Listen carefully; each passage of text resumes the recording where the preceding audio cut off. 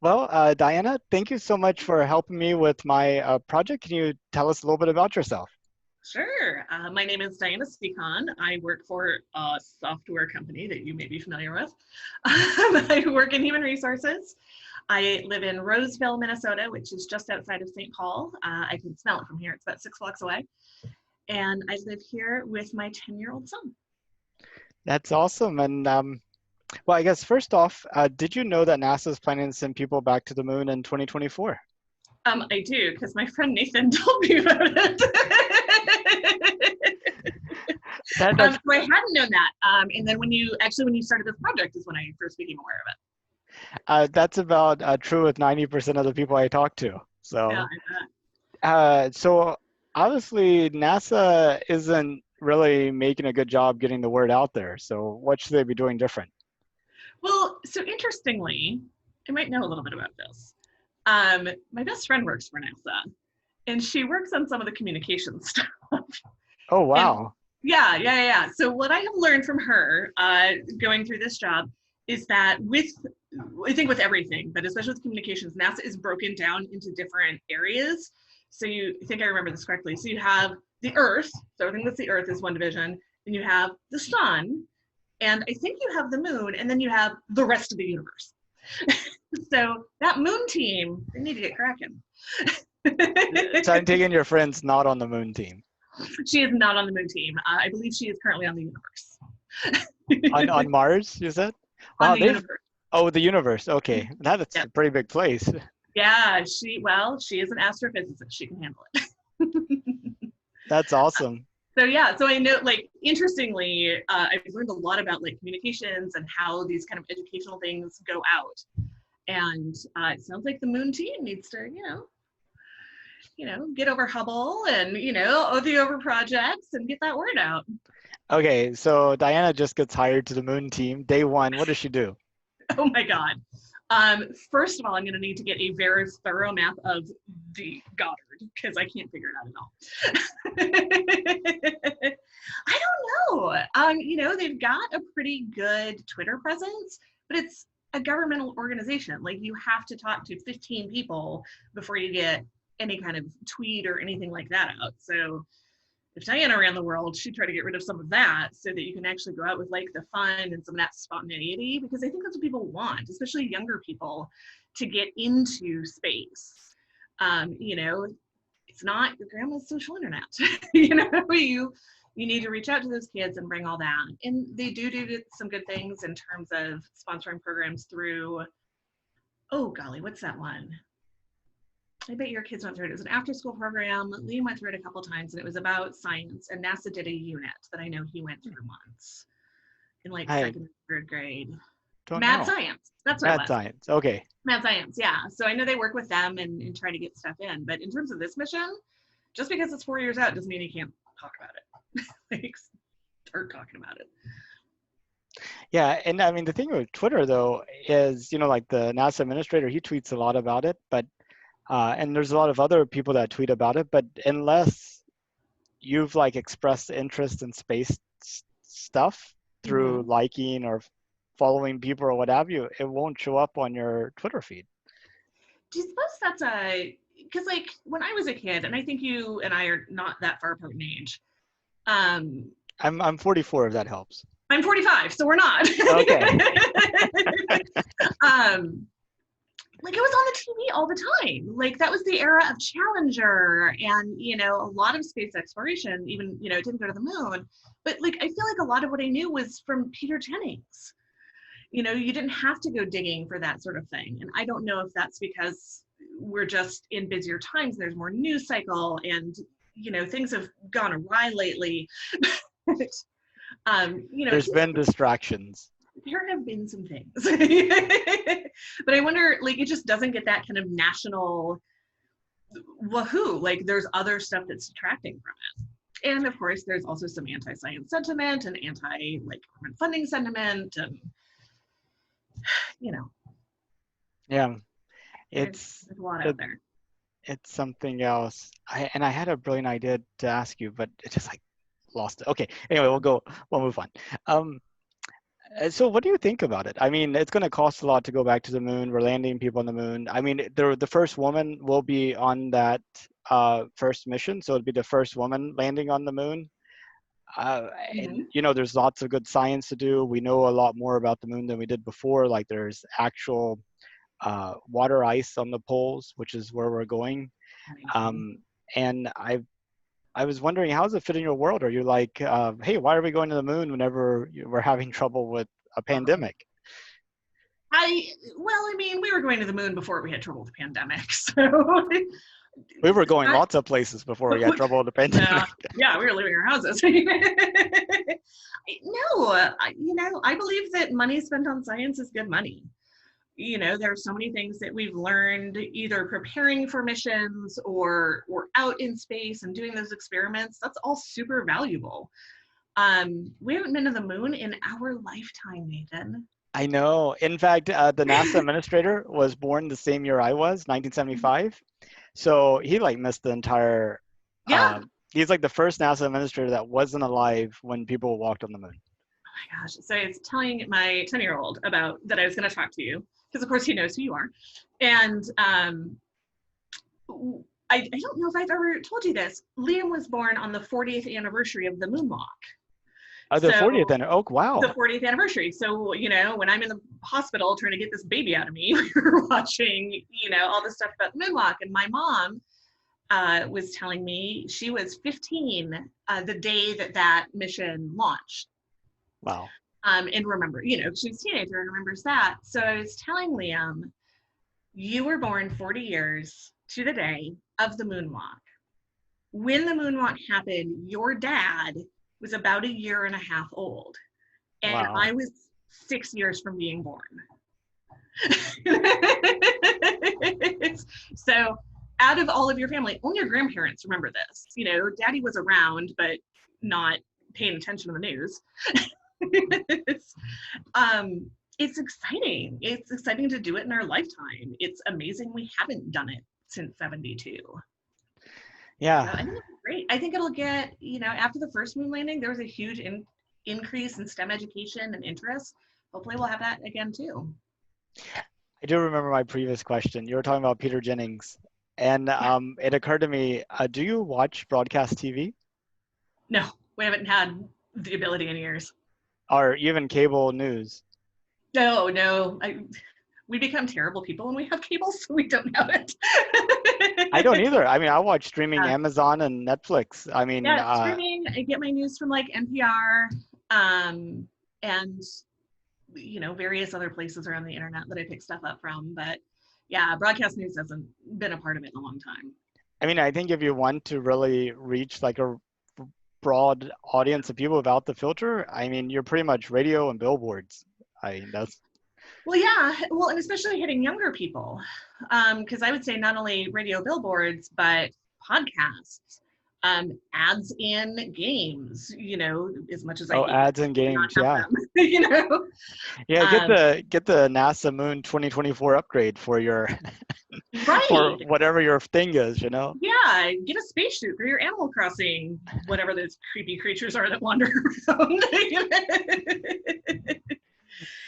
There's a lot of stuff that can be done, and it depends the audience they want to hit. They want to hit somebody our age, NPR or some of those stations. They want to hit my parents. Broadcast news is still the way to do it. But you want to hit my kid? Games, YouTube, podcasts. In school advertising. Oh, dear God, if there were school. There were school. That's right. But yeah, I know NASA produces curriculum for a lot of grades. Bring that in. It's free. They'll show you how to use it. So yeah, there are lots of ways we could be getting that message out. And is it just being buried? Who knows? Yeah. In fact, I talked to one person and they said, "Why is NASA keeping it a secret?" Like that's how much of the information he didn't see, So Wow. I'm sure if we compared Twitter feeds, his mind would be blown away at the differences between what he sees and what I Oh see. yeah. Well, yeah, curating your interests. So Yeah, I mean, in my world, everybody's talking about space. There's right. hardly anything else going on. Right. Yeah. And in my world, I live in Minneapolis, St. Paul. We got other things on our mind right I now. know. So if you were to, put in your most optimistic view forward in 500 years, what does humanity look like? Oh boy.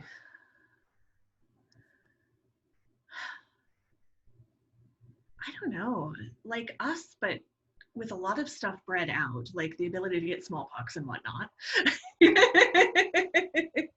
I'd like to think that, I don't know how reasonable it is to think that we can use up this world and just go hopping to other worlds. So, like moving to Mars or moving to a moon colony or some of those things, like that seems not scalable. Like there's a lot of resources that go towards it. It's very hard to live in those places. Like it doesn't seem like a great first option. So I hope in 500 years we've learned to live a bit better within our Earth, that we've stopped polluting it, that we've learned how to use our land more efficiently. I have a secret dark theory that right now we are in a time of Mother Earth saying there's too many of you. And we've seen that before throughout history. You see that in animal populations when there get to be too many, there's a die-off. Not, maybe that's what I'm saying, is maybe we're in a period where the Earth is like, too many ozone holes, let's slow down for a little bit. And I think we'll keep seeing that. I think we'll, somehow be able to keep some population in check that way, and then just learn to be more efficient with our resources and to maybe stop consuming so much. It reminds me of that cartoon where Earth is talking to his other planets, and he says, I'm not feeling so well. And they're like, what's wrong? He's like, oh, I'm sick. And they're like, what do you have? He's like, humans. Maybe And that other they're people. and they're like, oh, don't worry, they go away. Yeah, I mean, that could be it too. Like, it could just become inhospitable for us. Maybe there's a next, humanoid kind of being, although 500 years, that's pretty close. But just be efficient and smarter and less violent. If we can stop killing each other over stuff. Yeah, it's hard to imagine in terms of big nations not being violent and it being successful. It's almost like if you if it's almost like we live in like the bad part of the universe and you have to show your strength all the time, otherwise all the other countries will Somebody like else will come in and take over you. But you could imagine like on Mars, for example, you could choose to send people who kind of had different values, kind of, Mhm.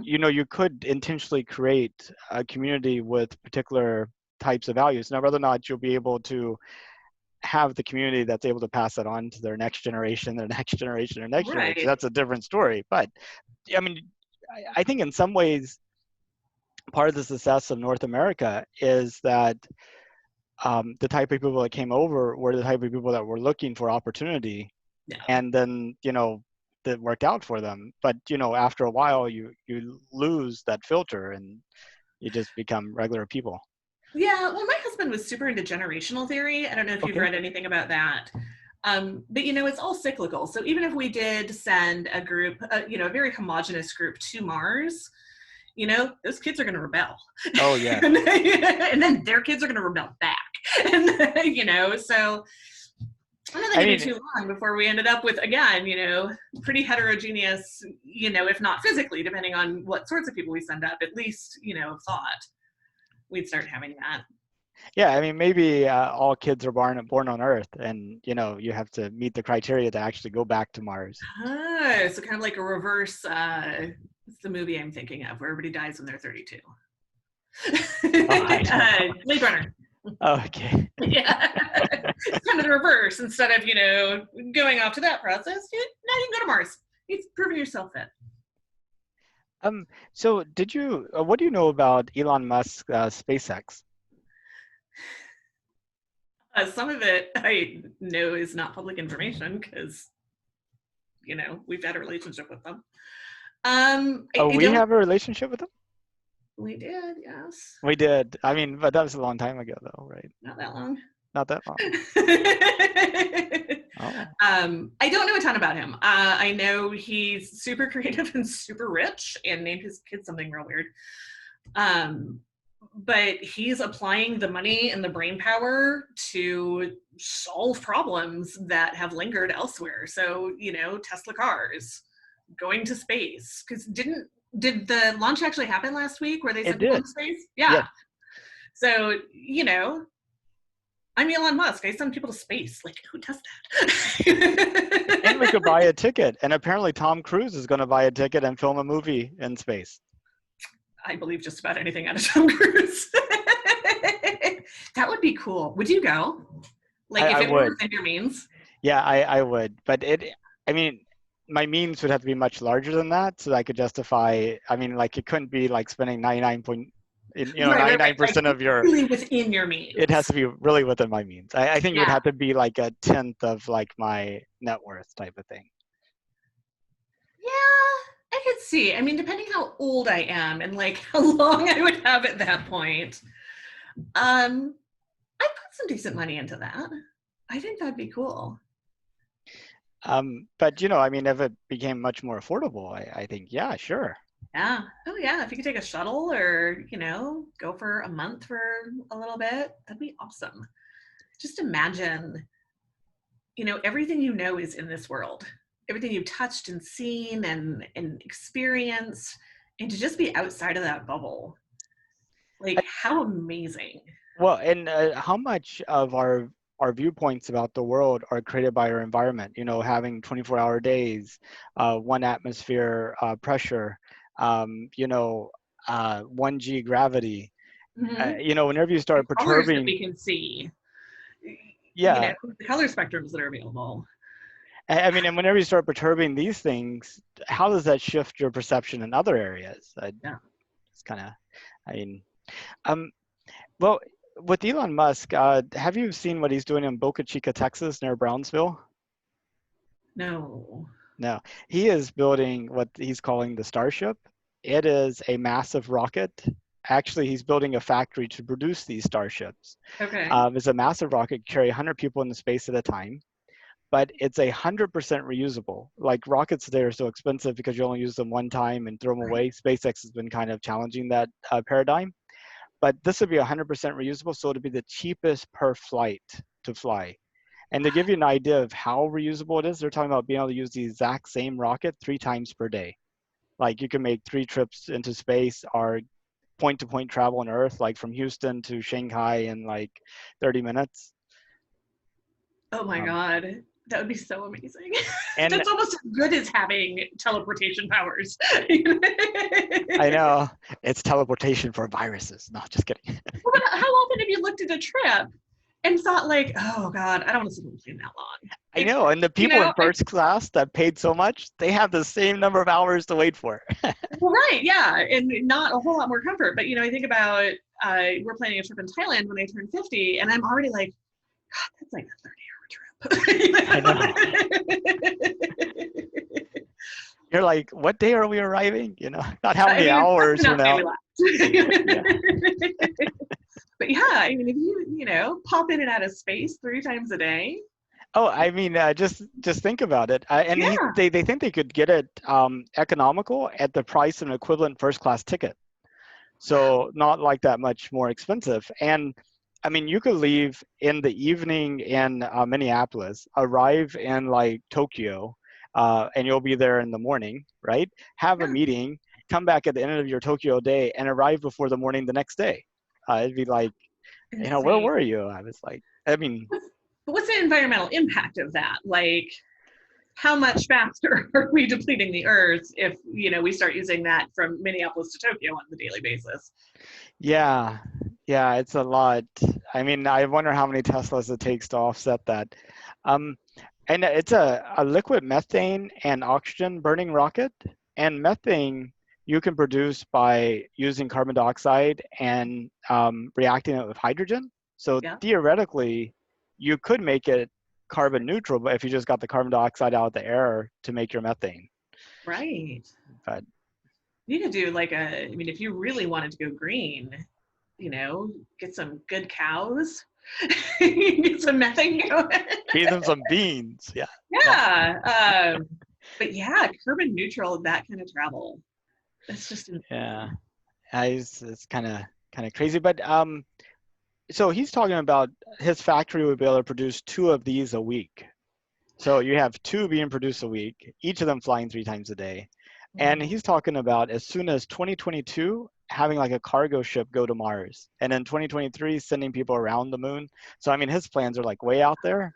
And they're actually building it. Like they've already tested 4 of these things. Now, all 4 of them they've had problems with. Sure. But they're getting further along. And they're about to start testing the 5th one tomorrow. So it's really exciting.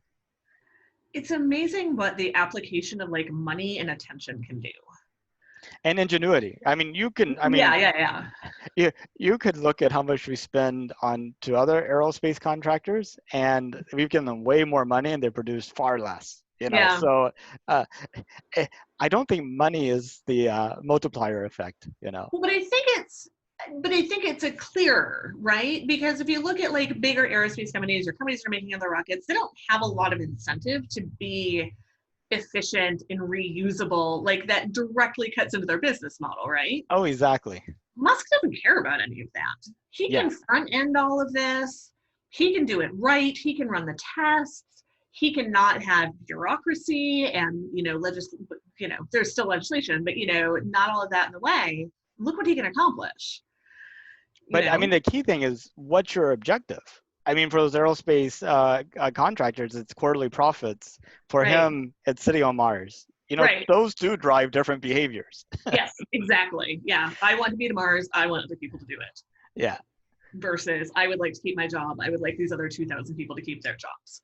Exactly. And Yeah. I would like to get the votes from them keeping their jobs, you know, that whole Right. cycle. Yep, exactly. So Yeah, I'm not generally in favor of privatizing things. I think we've got a lot of other work to do, but this is one of those areas where that really worked out pretty well. I mean, it's all about creating the right incentives and the right controls. I mean, like with the 2 astronauts going up, NASA was there side by side, checking every system, saying, okay, you've had this problem, you need to run these 10 tests. After you successfully done that, then let's go and see, you know, like, so Well, and I good mean, for them for knowledge sharing like that, for NASA to come in and give their expertise and for Musk to ask for that expertise. That's really well, I great. mean, it was NASA astronauts. It was pretty much, I mean, it was built into it at the beginning, you know, as Okay, opposed, that's good. yeah, so Yeah. that's kind of awesome. But so if it was safe and affordable, you would go to space, Oh my God, 100%. 100%. Yeah. How safe does it have to be? Safe as driving a car. So less safe than airplane. Okay. I don't know. I've lived a good life. If I go out coming back from space, that's cool. But I guess to look at it another way, like how many passengers would have to go to space without incident before you're like, hey, I'm ready? Oh, all things being equal, a handful, a dozen. A dozen, okay. So not like 1,000 or 100,000 or anything like that. No, not necessarily. I mean, as long as they're doing the right stress testing and maintenance, and they figure that out, which they will, along with the testing. I'm not against new technology. I might not take my kid on the first run, but I'd be up for it. Now, I know you do a true crime podcast. We don't anymore, but we did, yes. You did. Oh, okay. I was going to ask, how long do you think it is before we have our first murder in space? Oh, well, who's to say that we haven't, really?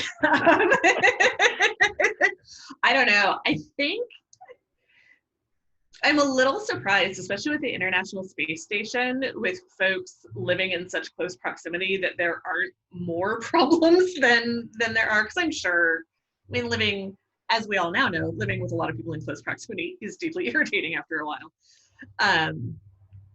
But I think once we started colonizing, we'd see some violence.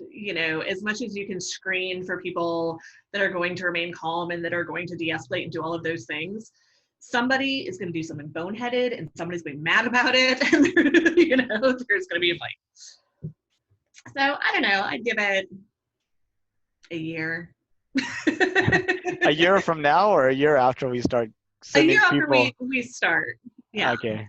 Yeah, a year after we start. I think there'd be something. But then that's a whole new other area of science. Then you have to work on space forensics. Yes. Because how do you solve crime when you're not in the bubble of our Earth? We don't know yet. So it's science begets science. I know. I mean, if they're like gloved and they're suited, and there's like, you know. Well, and even like how do fingerprints work in different gravity? What we know about blood spatter, which is mostly garbage, but what we do know about it, how would that apply to a different gravity environment, or where gravity is being artificially manipulated versus out of the natural world? Would wounds behave differently? Is time of death different with Right. the different microorganisms? Like, there's just, unless you knew exactly what happened because you were watching it, there would be so many questions because we don't know how to investigate those things in that environment. Wow. That's a whole new level of research I haven't even considered. Right? Me neither. That's amazing. But it would beget so much more science. I mean, because you think of like the basic things you need to set up a colony in Mars or the moon. Like, you're gonna need water, you're gonna need food, you're gonna need some way to grow things, and plumbing and housing and that sort of stuff. But then you start thinking about, okay, now that we're not subsistence living, how do I get a book? How do I get lipstick? Mhm. I don't like my sensible moon shoes anymore. How do I get some sandals in this place? You know? And these are all problems that will have to be solved either through shipping ingenuity, manufacturing ingenuity. Doing without, I suppose, is a lot of what's going to happen. But, you know, that's just the beginning of the things that we need to solve. I feel like the first settlers to like Mars will be like techno Amish. Yeah, you think? Yeah, because I mean, essentially they'll be living right on the subsistence That's level. true. That's true, because you put somebody like me who enjoys plumbing and internet. I don't know I what to know. do. Even Gwen Shotwell, she's the president of SpaceX, and she was asked, "Would you go to Mars?" And she's like, at first it's gonna be like camping out. I don't like camping, so Yeah, no, I'm not a fan. no, I'll get you there. Yeah, that's true. I hadn't even thought about that, because if that's going to drive you nuts to Yeah, I not mean, have that level of convenience. and the level of effort and constant attention. I mean, like Yeah, here, you're like, cold front's coming through.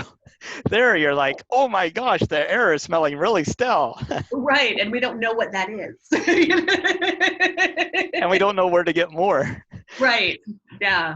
Yeah. Yeah. Problems here are easily solved. Problems there are going to require more ingenuity. And a lot of it's familiarity. I mean, like in colder climates, you need technology to survive, and they got used to it and they accept it. I mean, Minneapolis in December, who can survive there without technology?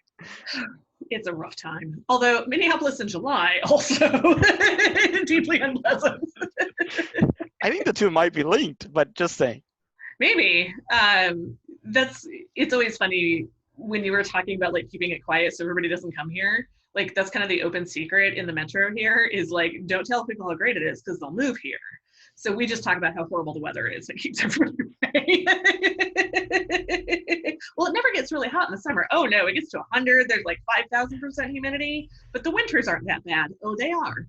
It's so funny. My almost every Uber driver I've had in Minneapolis isn't from Minneapolis, Oh, and they're never really quite clear on why they moved there. So they're keeping your secret. I ask them too, because I find the same thing. And so I'll ask them, like, how did you end up in Minneapolis out of all of the places in the world or the states that you could have gone? And it's almost always, I knew somebody who liked it here and said the people were nice. And forgot to mention winter. Where I went to college, we had a really big international student population. And I remember asking one of my friends, like, why did you come from Dubai to Mankato, Minnesota? Like, how did you even find out about Mankato, Minnesota? And he said somebody came here in the 80s and said it was amazing. And it started like this whole international program. Maybe the same thing will happen there. Well, that's really awesome. Well, is there anything else? I know we're right at time. Is there anything you wanted to add before we stop? I'm excited you're doing this. Thank you for letting me be part of it. It's exciting to watch with Liam. Like I mean, I guess neither of us really get the excitement of having a space mission. We've never seen it. And, kind of fun with my parents to talk about the last time it happened and what they remember. And um, so, yeah, it'll be really cool. Liam will be almost exactly the same age as my mom was Well, when this mission goes. if any of them are up to being interviewed, let me know because I have like 1,600 more days to get through. I will ask them. I will also ask my friend at NASA. So That I will pass the word along. that'd be awesome. Well, you have a good rest of your day, Diana. You too. It was so good to see you. It's good to see you too. Take All care. right. Talk soon. You too. Bye bye. Bye bye.